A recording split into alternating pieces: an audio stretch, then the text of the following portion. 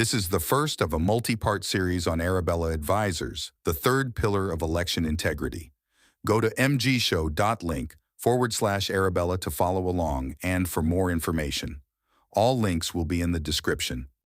The 1630 Fund, which is managed by Arabella Advisors, which is the largest Democrat dark money network in the country and considered public enemy number one.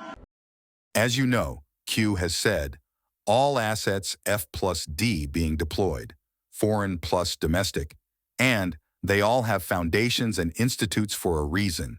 Stupid. All of us Anons have been digging on the individual foundations and institutes.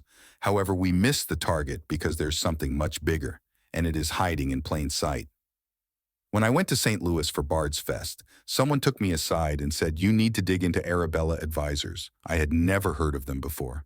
Then I got my shovel out, and what I found was frightening and required to be understood if we were going to fix our elections in America. As Q said, important to understand for future events. I believe this is the third pillar of election integrity.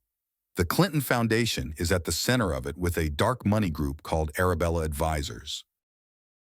What do I mean when I say that this is the third pillar of election integrity?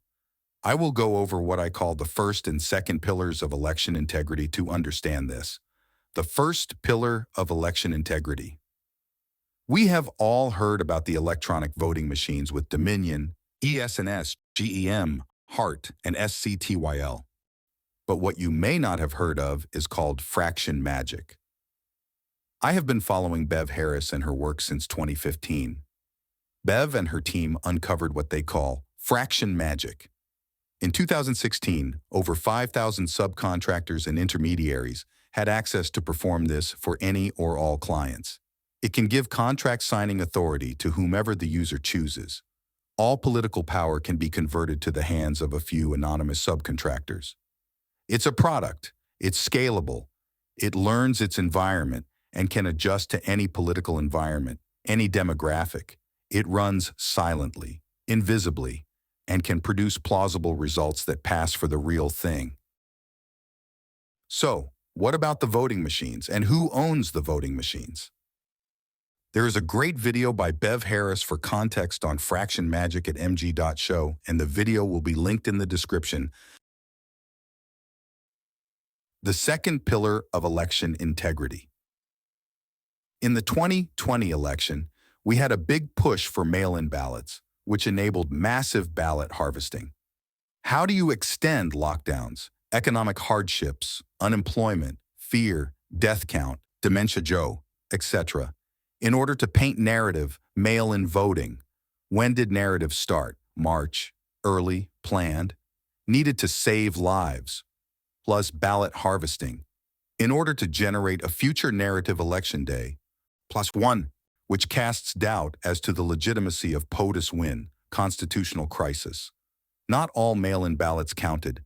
How many mail-in ballots lost or did not arrive in key battleground states which could have returned a different result?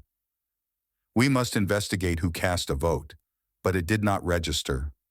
We must go door to door if needed, ballot harvest. Our lives are at stake. The sky is falling. In order to challenge legally, delay results, enact riots and chaos in an attempt to overturn coup d'etat. The deep state would not lose again, so they utilized mail-in voting and censorship and pressed the pedal to the metal.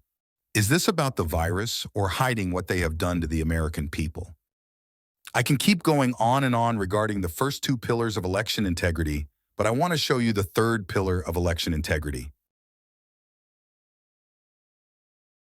The third pillar of election integrity. Now enter Arabella Advisors. To achieve the third pillar of election integrity, we must purge foreign dark money out of our elections. If we are to understand what the third pillar of election integrity is, we must pose some critical questions. First, who are the individuals, foundations, and funds involved in impropriety regarding U.S. elections? Second, how is it all bankrolled and by whom? To answer these questions, we must identify the players involved. This brings us to another question. Who might have had the most to lose in past elections? To answer some of these questions, we must go back in time. The Clinton Foundation is a great place to start. In 1997, the foundation was born.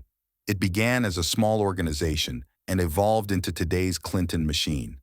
The NY Times posted a list of their donors.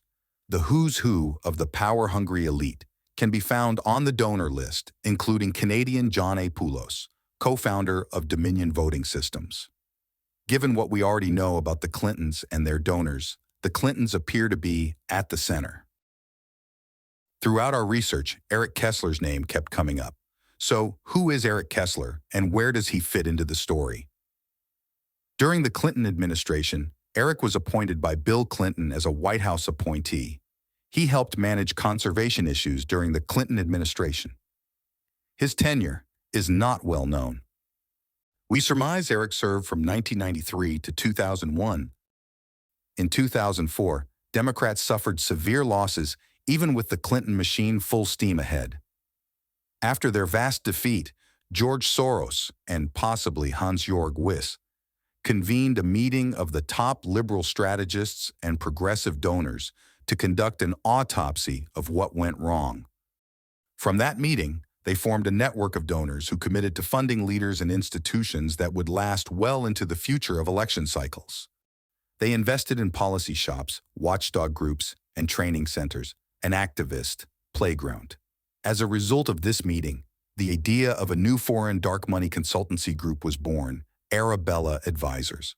In 2005, Eric Kessler founded a little for-profit consultancy group called Arabella Advisors, which has turned into a $1.7 billion dark money behemoth for the Democratic Party.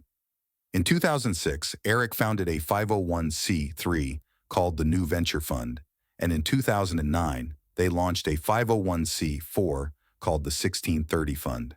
Stay tuned for part 2 of Arabella Advisors, the third pillar of election integrity.